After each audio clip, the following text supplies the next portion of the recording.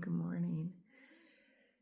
I kind of am really even more tired this morning. And I'm tired and mad. Okay, so first of all, I'm tired because I stayed up way past my bedtime. We went to the Bradley Jazz Fest, Bradley University.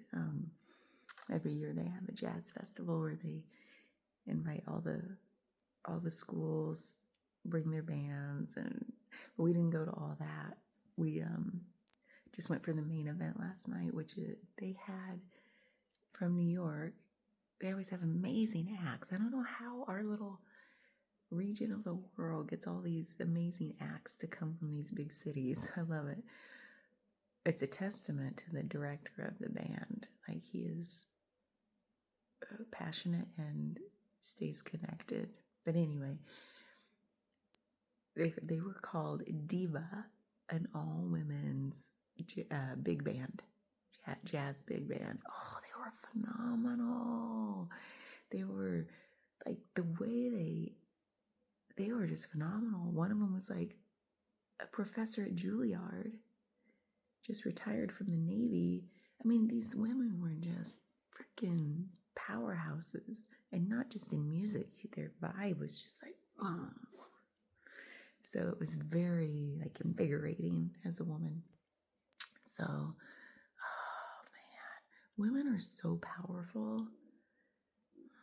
We know it.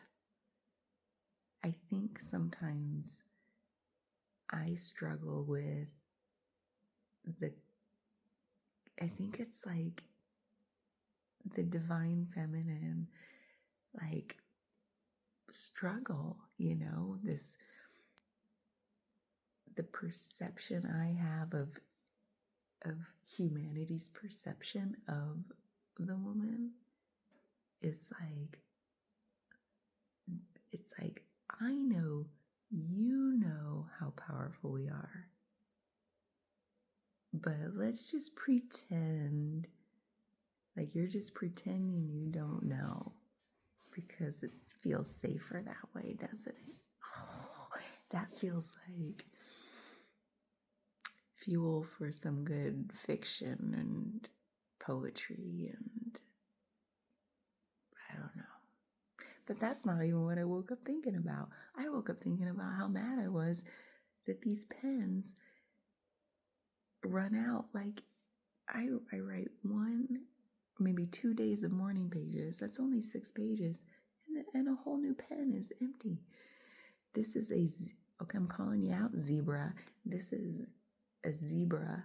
I was in love with these pens for years. They used to last a lot longer. Now the planned obsolescence is like 6 pages of journaling. What? I see you, zebra. You could be more honest. I mean, I guess they didn't lie to me, but they certainly didn't tell me, hey, we're going to keep the price the same, but just like give you less ink. Just so you know, like, they didn't do that.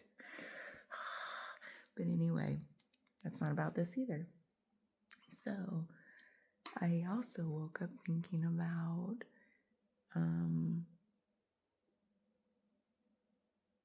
yesterday I had a thought.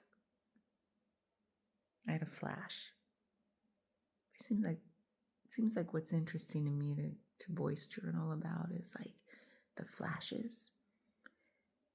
It's almost like capturing them, tucking them away, planting a seed perhaps, and see what happens. Because there's part of me that, like, I don't want to think about it, because thinking too hard about it adds resistance energy. And I know my propensity to think too hard about things to add resistance. I also want to talk about seeds. I heard this analogy. Oh my God. I heard this analogy I just love about the way it reminds me of the 7 of Pentacles. So let's just say that so I remember. The 7 of Pentacles because this is like what I talk about a lot in tarot when that card comes up. It's about patience. It's about, it's not time to harvest yet. We've been in the process of growing, in the process of nurturing. We're like little farmers tending to our crops. The harvest is still months away. Why are we getting so impatient? We know how this process goes. Things are still growing. They are not the fullest expression of what they could be. Those seeds have not fully expressed, right? So those are the types of things that come to me when I pull the Seven of Pentacles card in tarot. And then somebody, like, of course I'm listening to something, and this analogy comes up about seeds and patience and resistance and like getting in the way. And it was, you don't, so you plant your seeds, right? You show up every day, you're planting your seeds, doing the good work, tending to your crop. You don't keep digging up the seed to see, are we there yet? Like, you don't dig up the seed to look at it and go, are we there yet? The very act of digging up the seed prevents it from growing in the way it needs to grow to become the fullest expression of what it could be by harvest time. So that's another way to, like, that's like a precision way to, like, that analogy is even better, you know. To me, it's like, oh yeah, no, I don't want to dig up my seeds to see how you're doing. Like, are we there yet? Are we there yet? Are we there yet? The act of digging it up defeats all the effort I put in even planting it, you know? So I thought, oh, I just love that analogy. There was another one. Hold on, I'm going to pause while it comes to me. Okay, that allowed me to drink some coffee too. I remembered it, but I like the seed one better for some reason, maybe because it's more naturey. You don't want to just keep, like, you're trying to boil some water and you don't just keep taking the lid off the pot to say, like, is it boiling yet? Is it boiling yet? Is it boiling yet? Because the very act of opening the lid releases the heat source. It's like and it might be a slightly different analogy, like different elements where, like, your heat is like your maybe passion for seeing something through. And the very act of the mind stopping the state of flow, passion into something is like the mind goes, oh, let's check on it. I just need to check. And then lifting the lid is like the mind taking over, and then the power of our passion and drive gets diminished and stops adding heat. It stops adding fuel to the process of the boil, you know. So slightly different take. I like both for different reasons. But what do you think about those? You've probably heard them before. Some there's like an echo of having heard that stuff before, but you know when something comes back around and it just hits you, hits different. Yeah. So that's what I've been thinking about, is like, are we there yet? And how the mind likes to get involved. Like, maybe you experience a little bit of a flow state for a while, like you're really grooving in living your life in, like, yeah, I feel good. And it's not about achieving things, you know.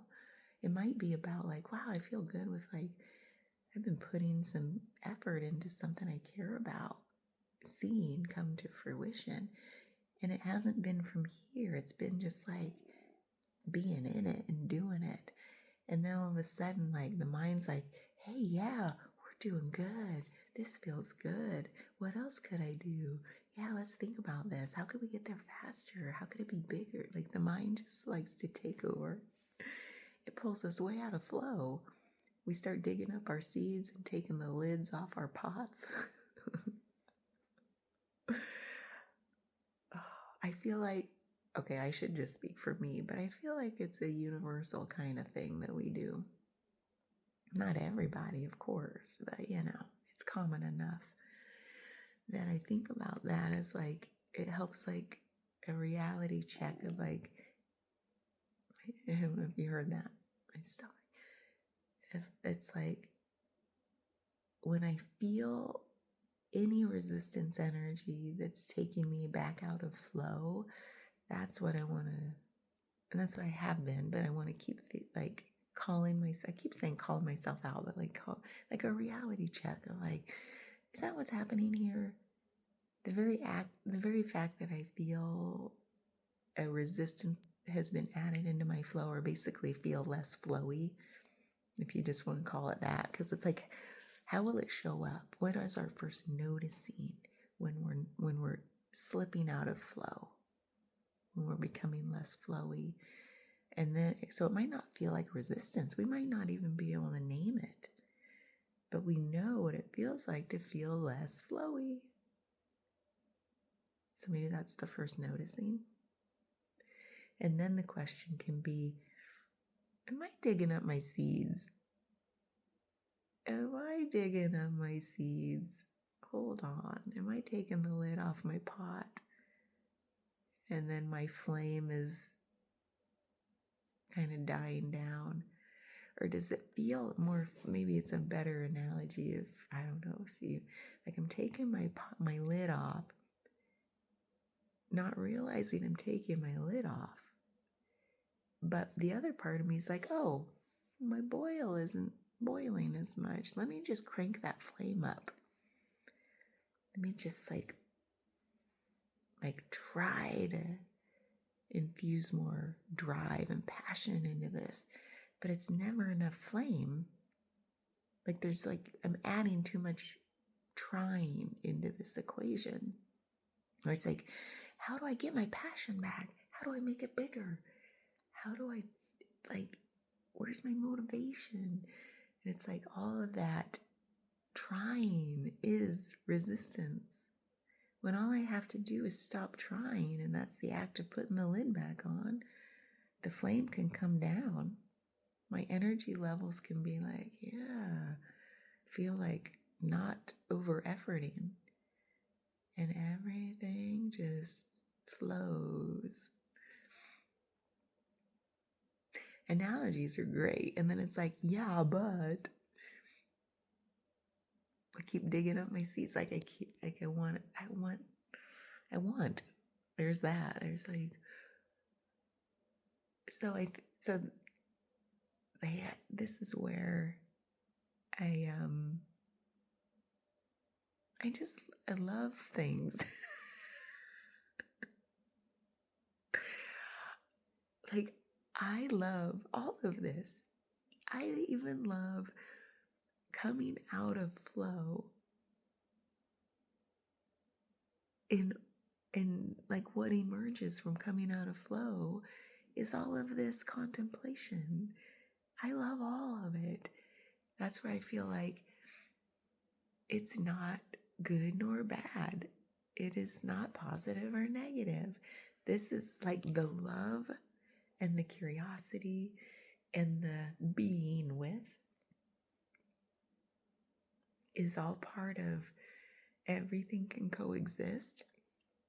And that feels like allowing. And that feels like flow. Isn't that funny?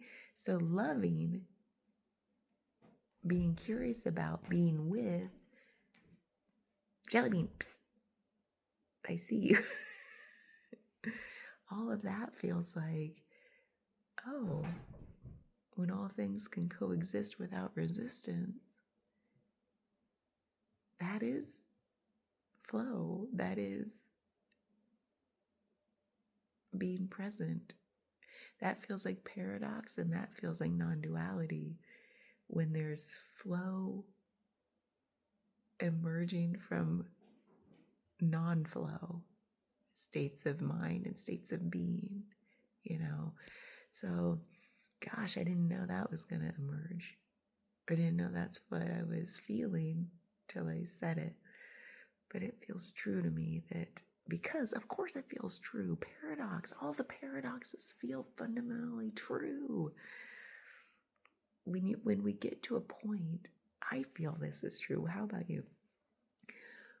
When we get to that deep embodied feeling of, all of this can coexist within me. Everything can coexist without resistance. Back to that like coherence feeling, or we're taking it all into our embodiment and being like, oh, it all feels good in there. It all feels like it can coexist without an inner war, without tension, without resistance. Like, oh, you can be there, being in unflow, being like, okay, I'm digging up my seeds. That's what's happening right now. Taking my lid off. That's what's happening right now. That's fine. I'm not upset about it. I can kind of be curious about, well, that's happening again. What's that about? Versus have an extra layer of emotion and identification about it. Like, there I go again, digging up my seeds. Man, I'm never going to get there. This is what I do. That's me. I just always do that. There's that second arrow slinging into the self. So it's like, if it can coexist and be like, it's happening. Okay. La la la la la. The flow reemerges. That feels so true about how, what feels true about it. It just feels like there's no tension, there's no resistance, there's like no duality of good or bad. It just is. And so how do we, that's resistance, me even asking the question. So how do we do that more and more and more and more? Like, I gotta get somewhere. Even that's resistance. But let's ask the question, because otherwise we just sit here and stare at each other, which, I've been thinking about something. I kind of just, I'm gonna do it. I kind of just would want to create a video. It probably exists out there, where I just like create a staring contest with you. And I think I'll just name it, let's see each other. Like, I see you. When you say that to someone, you're like, I'm with you. I see you. I just want to create a staring contest and be like, for like 8 hours or something crazy. Like, not just paused, looping. Like, I will let this thing run for 8 hours and stare at you. I'll get my eye drops. I'll just be with you. And we'll just do this. And I'll be like, yeah, I see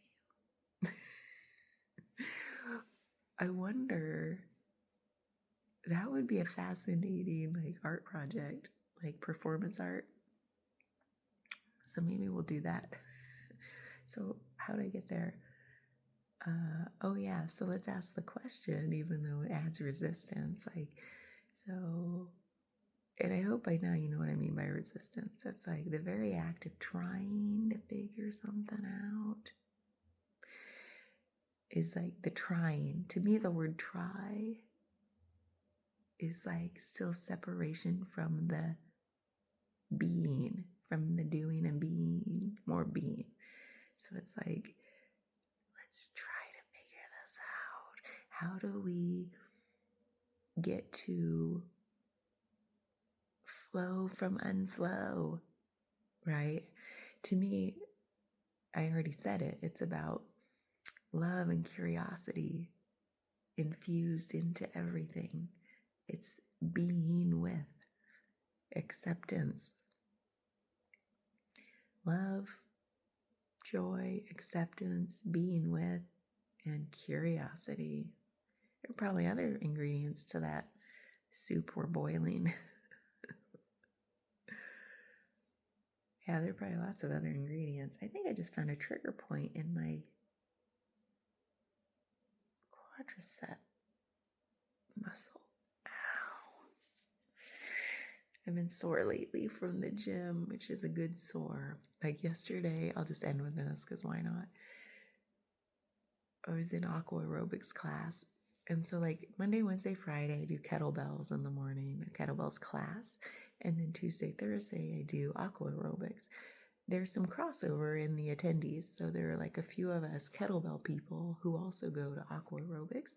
So yeah, so Monday, today's Wednesday. So Monday, we're in kettlebells. It was a hard workout. And I'm like, am I just tired? And I was like, no, this is freaking hard. And I love it. Like, I love when the challenge, like when we level up, and it was hard. And then Tuesday, a day later, I'm in aqua and moving around in the pool. And I'm like, God dang, my butt hurts. My glutes, like all of them. And this other woman and I are we like look at each other with the same look, like, ow. And I'm like, I know, right? And she's like, yeah, what'd we do? And I'm like, I said, my butt hurts. Me as a body worker, I think it's funny because I usually say glutes like 99% of the time, and because I'm a professional. But I look at her and I'm like, my butt hurts. And she laughs and she's like, yeah, mine too. And the woman who's like in between us, who wasn't in kettlebell, she's like looking at me and she's like, did you say your boobs hurt? And I was like, no. I said because I said my glutes hurt after I said my butt. So I said, oh, yeah, my glutes hurt. And she looked at me and said, your boobs hurt. So glutes sounds like boobs. And I was like, no, my butt. And then we were trying to figure out, like, what did we do differently that would make our just butt, like, oh, we worked it out. And so then we were doing our aqua aerobics thing.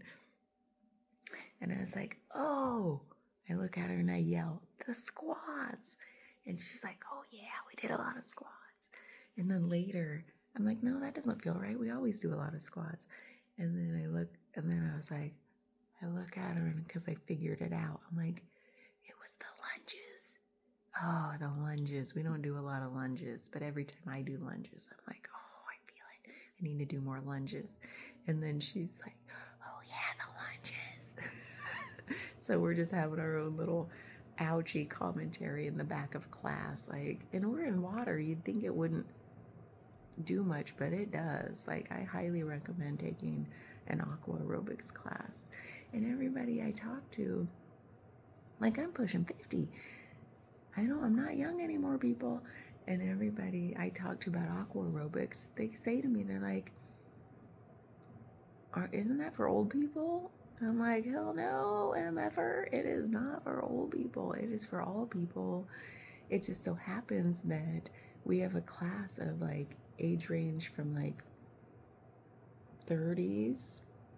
Oh, there might even be a 20-something. A woman got her daughter to come and she loves it. 20-something to in the mid 80s. And these women, back to how we started. Yeah, let's just bring this full circle so I can make this relevant. Or else I'll be like, that was weird. But I like making things weird.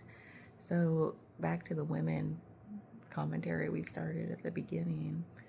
Like, these women show up every freaking class. They're in their 80s, they're in their 70s, 60s, like, and our mobility decreases as we get older, right? You move it or lose it. That's just the way the body works.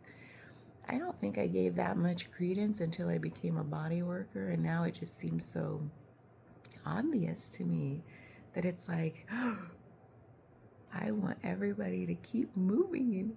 Like, it's such a passion for me now. Like, every client that walks through my door, I'm like encouraging. Like, every time we have a massage and we're working on an area, and it's like, okay, now how would we keep moving that area, that they are having less mobility with, as long as it's safe to do so, of course. Do no harm. So, like, this aqua aerobics, man, it is all movement, and we're jumping and like lifting because there are buoys, like weight. There's like, it's hard to describe. It looks like a dumbbell, but it's styrofoam, I guess. But based on the density, it feels like heavier weights in the water. So you can pick your weight. And these women are like freaking machines. Now, that would be degrading. They're just all powerful beings, like showing up. And that's the thing with, like, maybe it ties back to digging up the seeds, you know. It's like we're showing up every day.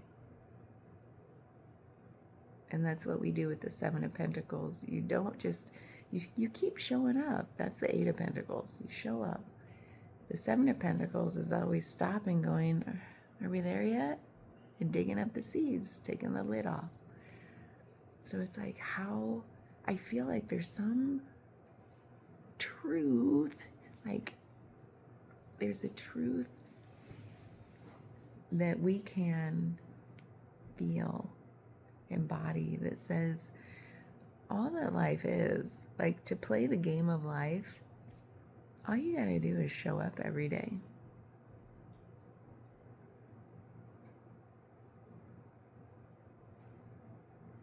Showing up doesn't, it removes that element of trying. The mind has to, like, oh, all we did was show up. That's not enough. But the universe is like hell it isn't. You guys are just distracting and avoiding and doing everything but showing up. And the universe is like, I'm just waiting here. I'm just waiting for you to show up. I'll give you everything you want. What if that's how simple it is? Oh, I love it. Okay. I gotta go to the gym. I'm probably late. Bye.